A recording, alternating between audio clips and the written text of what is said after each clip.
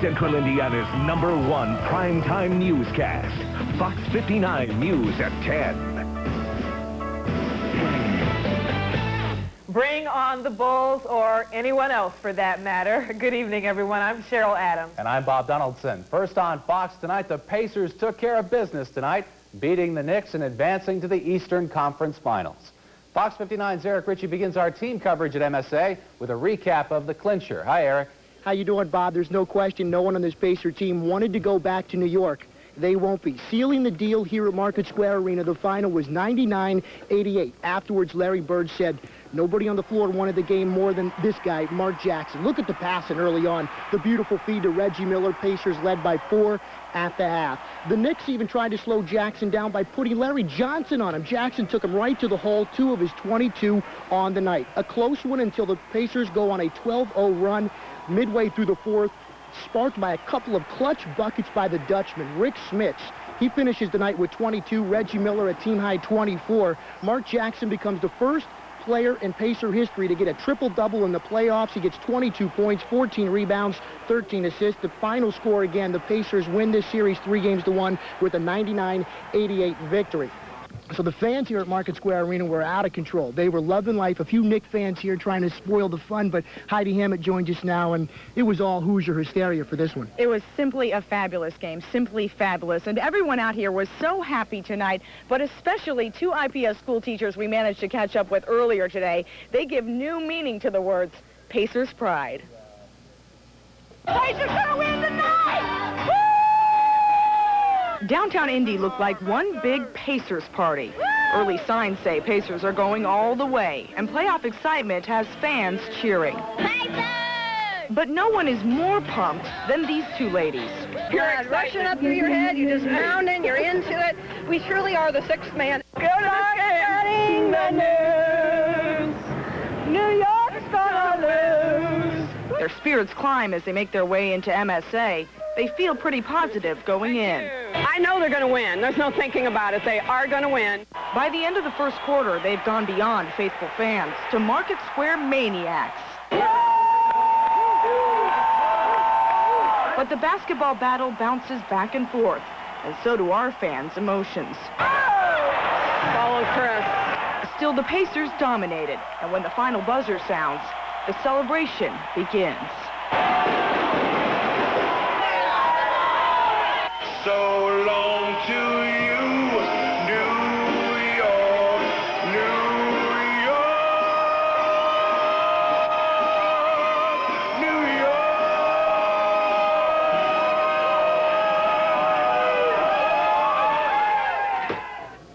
And I saw a great sign tonight. One of the fans was holding a sign that said, "We're tired of Spike. Bring on Mike." Of course, they mean Spike Lee and Michael Jordan of the Bulls. So, Bob, they're already talking about taking on the Bulls in a couple, or whenever that next game is, on Saturday, I guess it might be. And but I think we just ought to enjoy tonight's game while it lasts. And, of course, we'll have all the highlights coming up later on in sports. And we'll see if the Bulls win tonight and if the Pacers do play them. All right, Heidi, thank you very much. Across town today, the track and the temperatures were hot at the Indianapolis Motor Speedway with 5 cars turning laps in excess of 220 miles per hour. Fox 59's Russ McQuaid found fans searching for signatures and a driver seeking a sponsor. Thank you. And one to Jackie. Hey, can I use your marker just a second? Probably the most well-known, I got Bobby Unser. You should see it after the whole month. Mechanics and drivers are up against the wall this year with one last week to prepare for the race. Having the 1 week, I think it just makes the 1 week more intense because everybody feels like they have to get everything all done in 1 week. Good luck Saturday. With fewer days to schmooze, some fans feared there'd be less time to chase drivers' autographs in Gasoline Alley. This year has not been a problem, really. People complain a little bit maybe about the shortened week, but we've found it so far at this point in time, the driver's been real cooperative. There's still a lot that wander around and sign them and just look for somebody in a racing suit and have them sign it for you. Greg Ray is one of the more underfinanced drivers out at the 500 this year. If you look at the sign over his garage, you'll see it's blank. Up until this week, Aptex was his primary sponsor. But the more personal nature of the IRL means you can turn up sponsors anywhere. So anyway, he came by, he goes, well, I've never done this before, but one of my friends wanted you to have this. And it was his business card with a $20 bill. Obviously, $20 is $20, but the thought is more than anything. one way or the other, we're going to try to get in the race, but we can certainly use the support, and whether it's $20 or $200,000, it all goes the same place. And, of course, be they big bucks or be they broke, each driver hopes that place is Victory Circle. Russ McQuaid, Fox 59 News.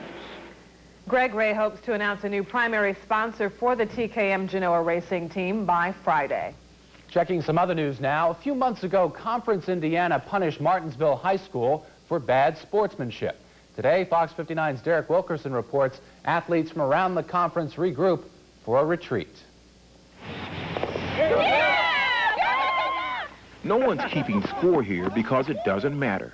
Just having fun and teams getting along and working hard. Oh, nice shot! These are some of the best young athletes from Conference Indiana. Most didn't know each other until today. I think this whole thing is just a really good idea because, I mean, it lets everybody know that there are other people on the team, you know, they're people.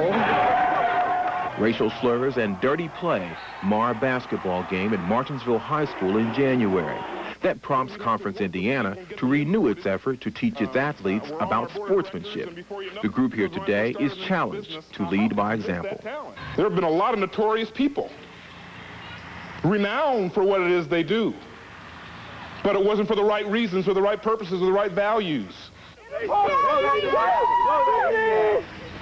One lesson these student athletes are learning is that without sportsmanship, sports can sometimes resemble Mortal Kombat. Some athletes confuse poor sportsmanship with being tough, but these kids know better. Showing sportsmanship, being courteous on and off the playing field is an important thing to do in life and in athletics. Some kids say if you win with a bad attitude, maybe you didn't win at all. Derek Wilkerson, Fox 59 News.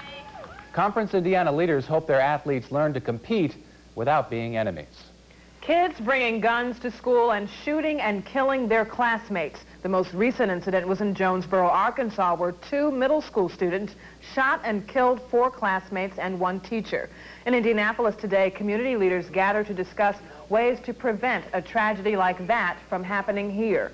Organizers say it's important for representatives from education, church, and government to find solutions together. To discuss the issue of guns and kids, it is a lethal combination, like gasoline in a match. And I think we can do better in this community, and hopefully this conference will lead us in that direction. Participants say positive role models are the key to keeping kids out of trouble. High school student artists are rewarded tonight for creating posters to support staying away from drugs. IPD announced the winners of its annual Healthy Reasons to Say No to Drugs poster contest. It's designed to give high school students the chance to express themselves about living drug-free. The first place winner received a $500 savings bond. Another victim in the Carmel Key Bank shooting is home from the hospital tonight. Janice Guffey was released from Methodist last night. Her family issued a statement to thank the community for its concern and response to the tragedy. The Carmel Key Bank will reopen for business Friday morning. Community action programs across the state are celebrating the 20th anniversary of their weatherization program. The program helps low-income and elderly Hoosiers lower their energy costs by weatherizing their homes. This house is the 150,000th home that's been weatherized through the program. Organizers say home improvements like adding attic insulation, caulking, and weather stripping will reduce heating costs this winter by about 30%. And speaking of heat, we had plenty of it today, and it's a nice night. Let's check in with Brian Wilkes in the Weather Center for the first forecast. Hey, Brian. Hi, Cheryl. In fact, we're talking about saving on heating bills. It's time to turn on the air conditioning. The summer wind is blowing in, and the warm air is going to linger here for a few more days. We'll let you know how hot it's going to get. I think we may even approach record levels. And what about some weekend rain? All the forecast details are coming up in weather later on. Quoting Frank Sinatra there. All right, thank you very much, Brian. Still to come, a special look inside the lab where crime fighters comb for clues. It's next in this week's Hidden Indiana. You could say I have an...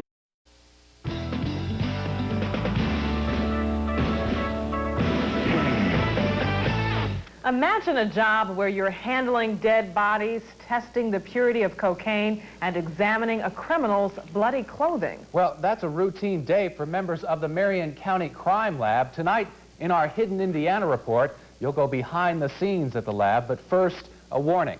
Parts of our report are graphic. Crime scenes provide familiar images.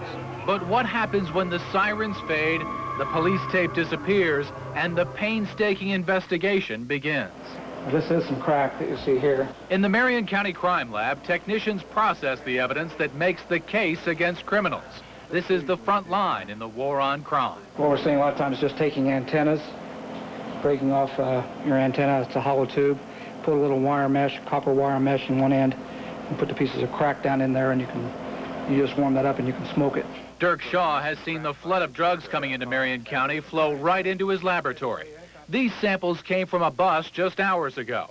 They will be tested immediately, and prosecutors will use the results in the suspect's first court date. Do you think people in the general public would be surprised at the amount of drugs that come through this lab every day?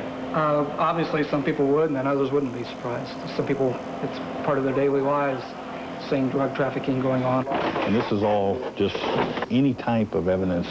Besides the bags of evidence on the shelves of the crime lab, there are closets full of clothes.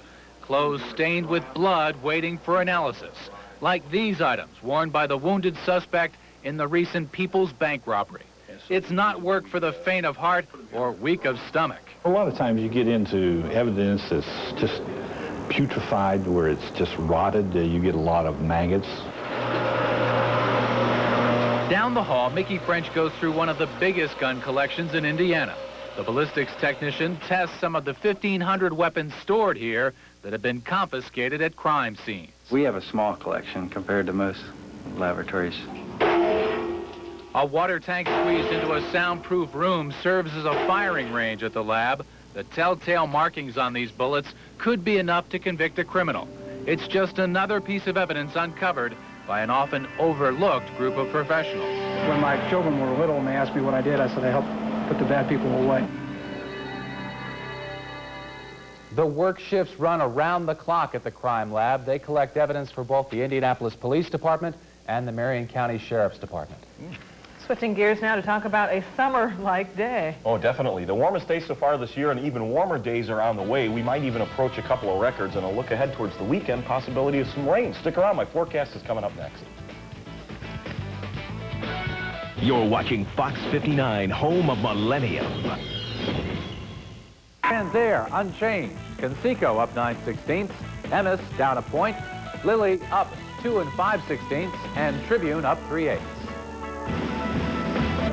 Still feel the humidity in the air. Temperatures feel very tropical, in fact, more like July at this hour. Under a partly cloudy sky, the temperature is still at 70 degrees. And look at the dew point temperature. Again, we talk about the dew point as to how much moisture is actually in the atmosphere. When you get over 60 degrees, it begins to become uncomfortable. I think that's when you start to feel that tropical air mass. That is certainly reminiscent of some deep south air that has moved in. Relative humidity is at 71%.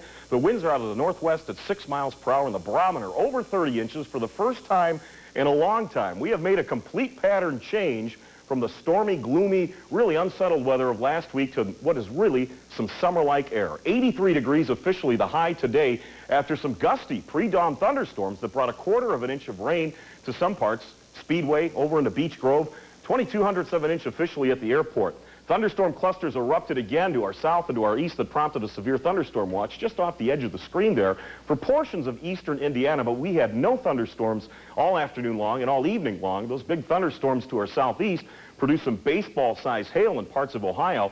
Just some high clouds spilling across Illinois tonight, and that's all we're going to see. The radar is pretty quiet for most of the nation. Here's what's left of those thunderstorms that erupted in southern portions, southwestern portions of Ohio. They've dropped southward into Kentucky, but things are quiet and warm out to the west. These are current temperatures. While we sit at 70 degrees, still near 80 in St. Louis, mid-70s all the way back into Texas, Valentine, Nebraska at 76 degrees, and tropical air is in place. We factor in the moisture with the temperature, and we get a heat index, something we haven't talked about in many months, and it feels like 80 degrees in St. Louis, 63 in Chicago. Very, very warm night, and these are temperatures that were peaking this afternoon to near 90 degrees in Dallas, Oklahoma City, Dodge City, Kansas, and still quite a bit of warm air to get plugged into here over the next couple of days, and this day-by-day warming trend that we've been experiencing is going to continue right in through the